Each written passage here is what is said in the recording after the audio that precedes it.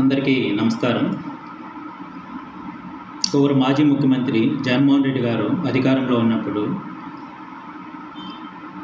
మద్యానికి సంబంధించి మద్యం కుంభకోణం జరిగిందని ప్రస్తుత కూటమి ప్రభుత్వం ఓ సిట్టు బృందంతో కేసు నమోదు చేసిన క్రమంలో ఈ మద్యం కుంభకోణానికి సంబంధించి దాదాపుగా 49 మందిని ఈ మద్యం కుంభకోణంలో కేసులో నిందితులుగా చేర్చడం జరిగింది. అలాగే ఈ మద్య కుంభకోణం సంబంధించిన ప్రధాన నిందితుడు ఏవన్గా ఉన్న రాజ్ కసిరెడ్డి గారిని సిట్టు బృందం అరెస్ట్ చేసిన క్రమంలో ఈ విచారణ నేపథ్యంలో తాజాగా ధనంజయ రెడ్డి, కృష్ణమోహన్ రెడ్డి, గోవిందప్ప అనే ఈ ముగ్గురు వ్యక్తులు ప్రధాన నిందితుల్లో వీళ్ళు కూడా కీలకమైన వ్యక్తులు ఒక సిట్టు బృందం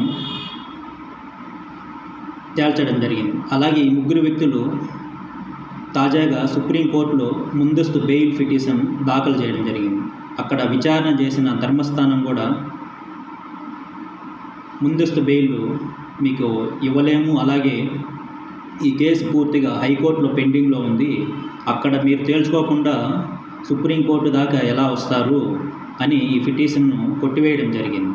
అలాగే ఈ కేసు హైకోర్టులో కూడా పెండింగ్ ఉన్న నేపథ్యంలో హైకోర్టు కూడా ఈ కేసుకు సంబంధించి మద్య కుంభకోణం జరిగింది అనే ప్రాథమిక అంశాలు సిట్టు బృందం హైకోర్టు ముందర పొందుపరచడంతో ఖచ్చితంగా మీరు ముగ్గురు సిట్టు బృందం ముందర విచారణ ఎదుర్కోవాల్సింది, హాజరు కావాల్సని తేల్చి చెప్పడం జరిగింది. అలాగే ఈ మద్య కుంభకోణం సంబంధించి పాత్రధారులు ఎవరు, సూత్రధారులు ఎవరు, అలాగే అంతిమ లబ్ధిదారుడు ఎవరు అనేది ఈ సిట్టు బృందం పూర్తి స్థాయి విచారణ చేసే క్రమంలో దాదాపుగా ఈ మద్యం కుంభకోణం సంబంధించి ఒక కొలిక్కి దిశగా ఈ కేసు అనేది ముగింపు దిశగా అడుగులేస్తుంది. ఈ ముగింపు దశలో అసలు అంతిమ లబ్ధిదారుడు ఎవరనే అంశం గౌరవ మాజీ ముఖ్యమంత్రి జగన్మోహన్ రెడ్డి దగ్గరకు వెళ్ళి ఆగిపోయి ఉండే ఈ మద్య కుంభకోణం కేసు అసలు జగన్మోహన్ రెడ్డి గారిని అంతిమ లబ్ధిదారుడు అయినప్పుడు ఆ కేసులో అరెస్టు చేయొచ్చా చేయకూడదనే అంశం పక్కన పెడితే కూటమి ప్రభుత్వం పెద్దలు కూడా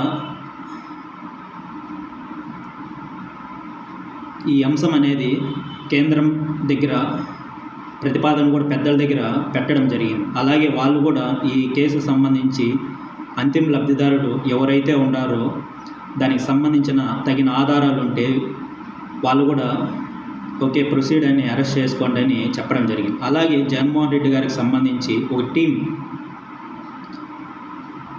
జగన్మోహన్ రెడ్డి గారి అంతర్గత అంశాలు అన్ని అంశాలు చూసే ఒక పెద్ద వ్యక్తులు కూడా కేంద్రం దగ్గర ఈ అరెస్ట్ని ఆపడం కోసం ప్రయత్నం చేస్తుంటారు. అలాగే తాజాగా ఈ కేసుకు సంబంధించిన పూర్తి వివరాలు ఈడీ మా ముందర పొందుపరచండి అని ఆంధ్రప్రదేశ్ సిట్కి లేఖ కూడా రాయడం జరిగింది. అలాగే జగన్మోహన్ రెడ్డి గారిని అరెస్ట్ చేయాలంటే ఆంధ్రప్రదేశ్ కూటమి ప్రభుత్వం ఉన్న ఫలంగా అరెస్ట్ చేయడం అనేది అసంభవం. ఎందుకంటే ఆయన మాజీ ముఖ్యమంత్రి కాబట్టి గవర్నర్ దగ్గర సంతకం తీసుకోవాల్సి ఉంటుంది. ఆ తర్వాతే అసలు అరెస్ట్ అనే అంశం ముందుకెళ్తుంది. Thank you.